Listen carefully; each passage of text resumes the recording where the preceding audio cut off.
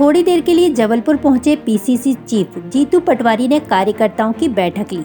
इस दौरान जबलपुर में मीडिया से बात करते हुए जीतू पटवारी ने भारतीय जनता पार्टी पर जमकर निशाना साधा। जबलपुर लोकसभा कांग्रेस प्रत्याशी दिनेश यादव को जीतू पटवारी ने जमकर तारीफ की और कहा कि जबलपुर के इतिहास में पहली बार एक वार्ड पार्षद को लोकसभा प्रत्याशी बनाया गया है, जिसको लेकर जबलपुर कांग्रेस कार्यकर्ता एकजुट होकर काम कर रहे हैं।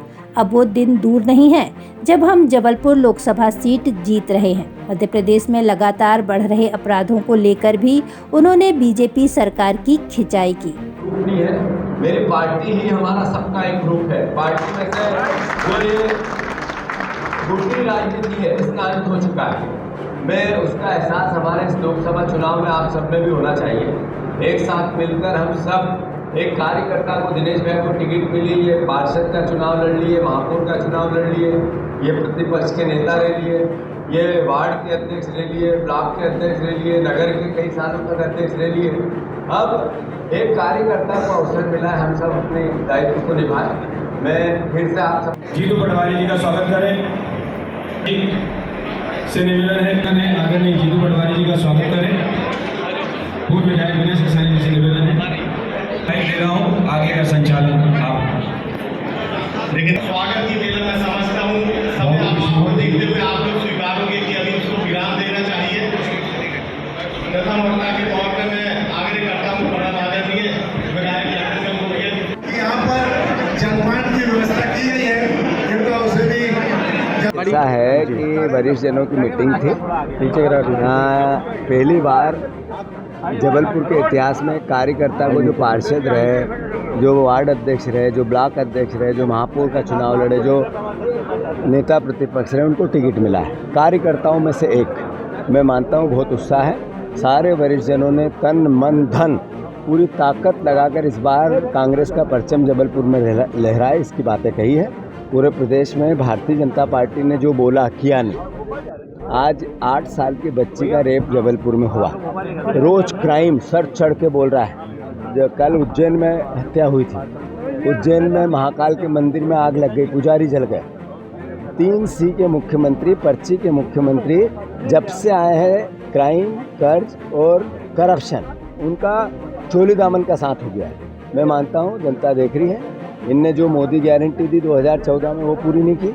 2023 में जो बातें कही थी, वो चाहे 3000 रुपये बहनों के हो, चाहे किसानों के धान के, गेहूं के, या 450 के, वो पूरा नहीं किया।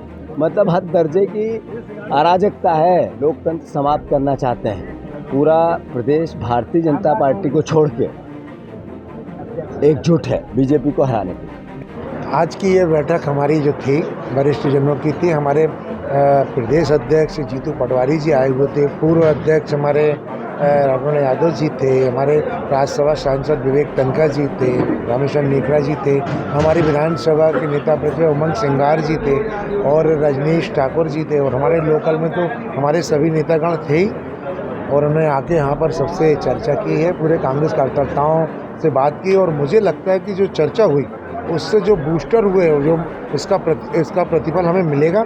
और मुझे भी ये आशा नहीं थी कि मेरे इतने कम समय में मेरे इतने साथी एक साथ मेरा साथ देने खड़े हो जाएंगे। आज मैं देख रहा हूँ कि दिन दुगनी रात चौगनी ये शक्ति हमारी बढ़ती जा रही है। और ये इस बात का गोता जब कभी अजीब सी कोई चीज़ में बढ़ोतरी होती है तो वो परिवर्तन की लहर होती है। और वर्तमान में यहाँ जो जबलपुर शहर की जो जनता का भाव निकल के आया है, वो ये निकल के आया कि हमने 3 दशक तक हमने एक पे भरोसा किया और अपने वोट, अपने मत को बर्बाद किया और हम ठगे गए हैं। अब वो देखना आप 3 दशक के बाद यहाँ पर अब परिवर्तन की लहर है।